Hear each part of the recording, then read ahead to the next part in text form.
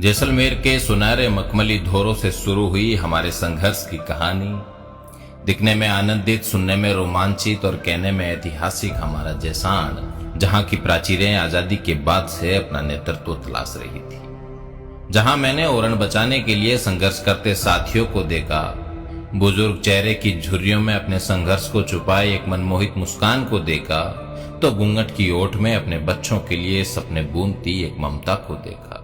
जहां मैंने गंगा की लहरों से लहराते युवाओं के हाथों को देखा, मैंने देखा वहां के अणु से लेकर परमाणु को, जो मुझे प्यार और आशीर्वाद देने के लिए बेताब था। अगला पड़ाव था सिवाना। मेरे लिए पलके बिछाए इंतजार करता सिवाना।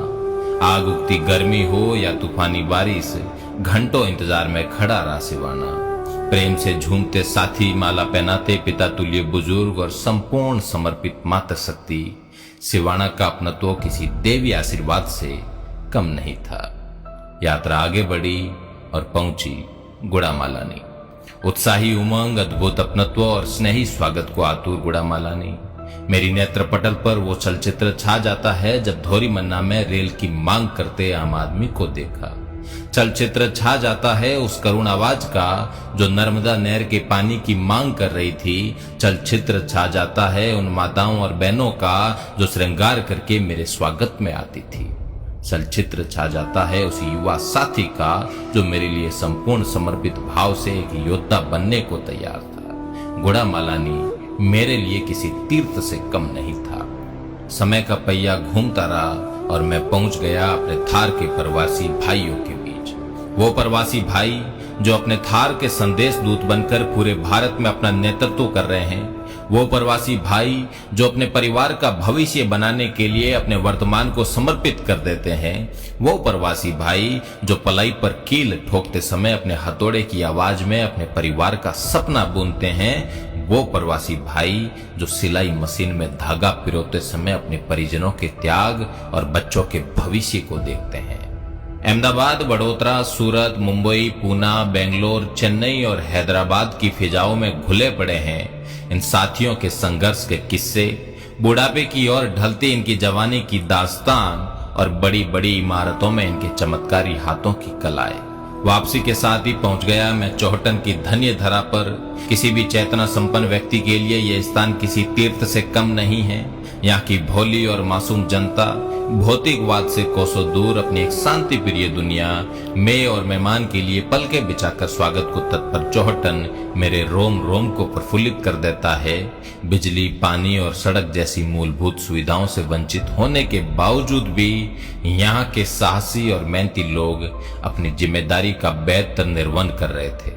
और इसके बाद पहुंचे हम पचपदरा और बालोतरा, श्री आसोतरा और श्री खेड़धाम, श्री नाकोड़ा और श्री जसोल धाम, श्री नागाना और श्री कनाना धाम जैसे धार्मिक और पुण्य स्थलों से सुसज्जित तथा मलिनाथ जी और रानी रूपादेवी जी की कर्मस्थली बालोतरा मेरे लिए 68 तीर्थ के समान है।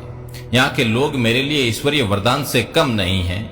रिफाइनरी में रोजगार के नाम पर, बालोतरा में औद्योगिक क्षेत्र के नाम पर प्रताड़ित और वंचित यहाँ का युवा वर्ग एक उम्मीद की किरण के रूप में मुझे देख रहा था। यहाँ के बुजुर्ग और मातृशक्ति एक पुत्र के रूप में मुझे आशीर्वाद दे रहे थे। मेरी जन्मस्थली से भी प्रिय ये क्षेत्र मेरे जहन में कुछ इस तरह घर कर गया मानो पिछले कई जन्मों का यहाँ से अटूट रिश्ता रहा हो। बालोतरा से निकले ही हम पहुंचे बायतू। सिद्ध श्री खेमा बाबा के पावन और पवित्र कर्मों से सिंचित ये क्षेत्र अपनी कर्मशीलता, कर्तव्य परायणता और चैतन्यता के लिए विख्यात है। यहाँ के लोगों का मेरे प्रति लगाव, संपन्न और आत्मीयता अद्भुत और अनुपम थी। और फिर आ गए हम बाड़मेर, मेरे सपनों की नगरी, मेरे थार की राजधानी, पश्चिमी राजस्थान का अधिकेंद्र, बौद्धिक, चेतना संपन्न और आदर्श नगरी, जहाँ का कण कण संघर्ष, त्याग और संपन्न का गवाह रहा है। अध्ययन और आध्यात्मिकता का ये नगर आत्मीयता और अपनत्व का पर्याय है।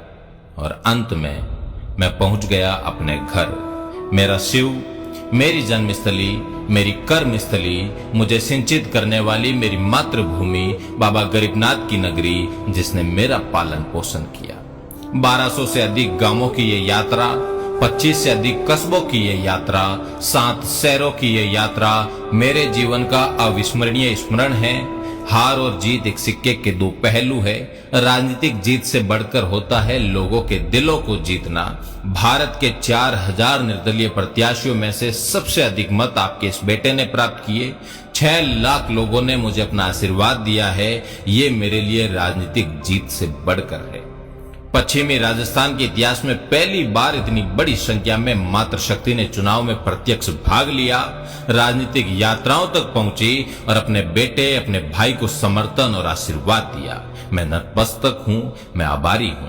साथ ही इस यात्रा में एक सार्वभौमिक समस्या सुनने को मिली, पानी की समस्या। मैं आपको यकीन दिलाता हूं कि हर सार्वजनिक मंच पर, विधानसभा के पटल पर और मीडिया जगत में सब जगह इस मुद्दे को पूरी ताकत के साथ उठाऊंगा।